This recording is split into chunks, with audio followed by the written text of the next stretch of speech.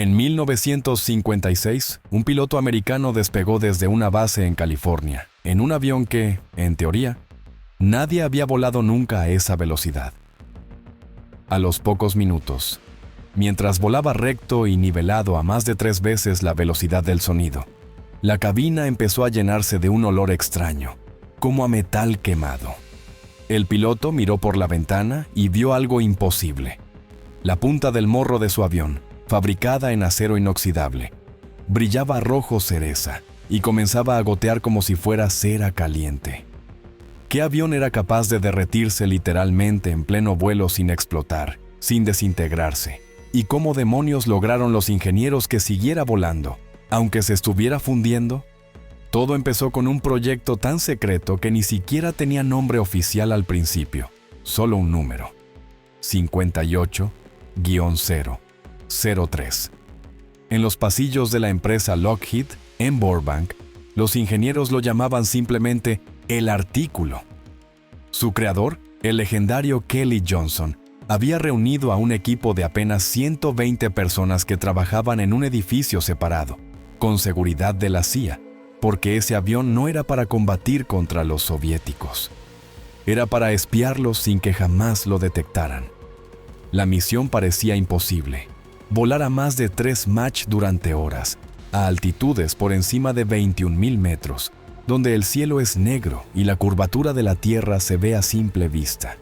Pero había un problema que nadie había resuelto jamás en la historia de la aviación. A esa velocidad, el aire se comprime tanto delante del avión que la temperatura exterior sube hasta los 327 grados Celsius en la piel del fuselaje. Y en la punta del morro puede superar fácilmente los 600 grados. A esa temperatura, el aluminio convencional con el que se fabricaban todos los aviones de la época se convierte en mantequilla líquida en cuestión de minutos. Así que la pregunta que mantuvo despiertos a los ingenieros durante años fue: ¿de qué demonios construyes un avión que va a volar dentro de un horno a 3,600 kilómetros por hora? La respuesta llegó de un metal que casi nadie usaba en aviación: el titanio. Pero no cualquier titanio. Lockheed tuvo que comprar casi todo el stock mundial de esponja de titanio, a través de empresas fantasma en países del tercer mundo, porque el mayor productor era la Unión Soviética y estábamos en plena Guerra Fría. El 85% del fuselaje del futuro avión terminaría siendo de aleaciones de titanio, que soportaban 1000 grados sin perder resistencia. Sin embargo, la punta del morro y los bordes de ataque de las alas seguían siendo un infierno. Ahí entraron en escena paneles de acero inoxidable reforzado y cerámicos experimentales que literalmente se fabricaban pieza por pieza a mano. Pero incluso con eso, durante las primeras pruebas en tierra, cuando encendían los 2 motores Pratt & Whitney J4, la temperatura subía tanto que las soldaduras de titanio brillaban al rojo vivo, y los técnicos tenían que correr con extintores porque el avión se derretía estando quieto en la pista. El 26 de abril de 1955, Tony LeVier, piloto de pruebas legendario, llevó al prototipo A1 al cielo por primera vez. El avión, que todavía no se llamaba nada, aceleró sin problemas hasta Mach 2,5 y todo parecía perfecto. Hasta que al bajar el tren de aterrizaje para regresar, la rueda trasera se quedó atascada. El avión empezó a vibrar violentamente y LeVier tuvo que hacer un aterrizaje de emergencia en pleno desierto, con el fuselaje a más de 300 grados. Cuando tocó tierra, la piel de titanio estaba tan caliente que levantó una nube de polvo que se incendió al contacto. Los bomberos llegaron corriendo y al abrir la cabina, encontraron a LeVier empapado en sudor pero sonriendo. El avión había sobrevivido a su propio calor infernal. Pero la prueba definitiva llegó el 22 de noviembre de 1956.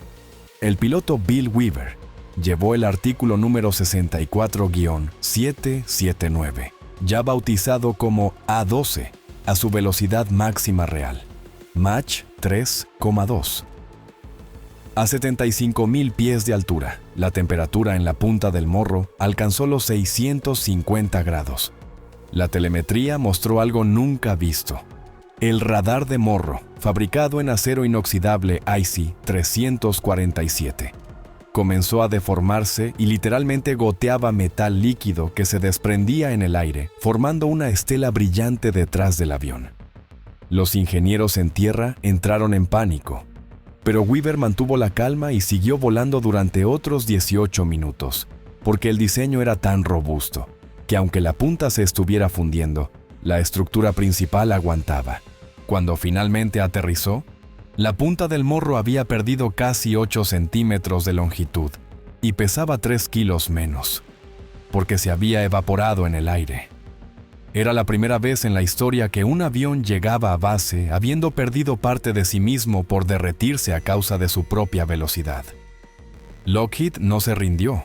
Desarrollaron un recubrimiento cerámico experimental llamado Localoy y paneles de titanio beta tratados térmicamente que disipaban mejor el calor. Pero la solución más loca fue enfriar activamente la cabina y los instrumentos con combustible. Sí, el JP-7 que alimentaba los motores pasaba primero por tubos alrededor de la cabina y se usaba como refrigerante antes de ser quemado. El avión literalmente se enfriaba con su propia gasolina. Con estos cambios, el sucesor directo del A-12, el famoso SR-71 Blackbird, pudo volar durante horas a Mach 3 más sin derretirse nunca más, aunque siempre, la punta del morro salía brillando al rojo vivo después de cada misión. El avión que se derretía en el aire terminó convirtiéndose en la máquina más rápida con piloto humano que ha existido jamás. Entre 1966 y 1998, los Blackbird realizaron más de 3.500 misiones de reconocimiento sin ser derribados ni una sola vez, a pesar de que les dispararon más de 4.000 misiles superficie-aire. Volaban tan alto y tan rápido que los radares soviéticos los detectaban cuando ya estaban a cientos de kilómetros de distancia. Y los MiG-25 y MiG-31, enviados a interceptarlos, nunca lograban ni acercarse.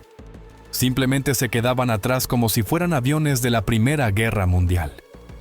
Cada Blackbird que volvía a Bill o a cadena traía consigo fotografías tan nítidas que los analistas de la CIA podían leer la matrícula de un coche en un parking de Moscú, desde 85.000 pies de altura. Esas imágenes salvaron vidas, evitaron guerras y cambiaron decisiones estratégicas durante la Guerra Fría, Vietnam, la crisis de los misiles en Cuba, la guerra de Yom Kippur y la Operación El Dorado Canyon contra Libia. Hoy, muchos de esos aviones siguen en museos con las puntas del morro deformadas y brillantes, con cicatrices de titanio ondulado por el calor extremo, con marcas de pintura quemada y paneles que parecen haber sido lijados por el propio viento supersónico. Si te acercas lo suficiente a un SR-71 en el Museo Nacional del Aire y del Espacio de Washington o en el Imperial War Museum de Duxford, todavía puedes oler el leve aroma a queroseno y metal caliente que nunca se fue del todo. Y aunque la NASA usó los últimos Blackbird hasta el año 1999 para investigación atmosférica y pruebas de materiales hipersónicos, el verdadero legado no está solo en los récords. Mach 3,5, 85.600 pies de techo operativo, costa a costa en 64 minutos. El verdadero legado es que demostraron que cuando la necesidad es absoluta, el ser humano puede construir una máquina que desafía las leyes de la física tal y como las entendíamos, que puede literalmente derretirse en vuelo y seguir cumpliendo su misión como si nada. El Blackbird no era solo un avión, era una declaración. Podemos llegar a cualquier parte del planeta en menos de 3 horas, ver todo lo que queramos y volver a casa antes de que sepan que estuvimos allí. Y durante más de 30 años, nadie pudo demostrar que eso fuera mentira. Así que sí, existió un caza que literalmente se derretía en el aire por ir demasiado rápido. Y no solo sobrevivió, sino que se convirtió en la leyenda más intocable de toda la aviación militar. El A-12 y sus hermanos Blackbird nos recordaron que cuando la ingeniería, el coraje y la locura se juntan en las proporciones exactas, lo imposible se vuelve rutina. Cada vez que ves una foto de ese morro brillante y deformado, estás mirando la prueba física de que el ser humano puede vencer al calor, al tiempo y al miedo mismo. Si esta historia te dejó con la boca abierta y el corazón acelerado como a mí, aplasta el botón de like ahora mismo, suscríbete y activa la campanita porque el próximo video va a ser todavía más brutal.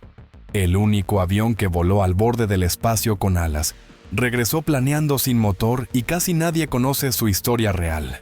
Nos vemos en el siguiente vuelo y gracias por volar conmigo hoy.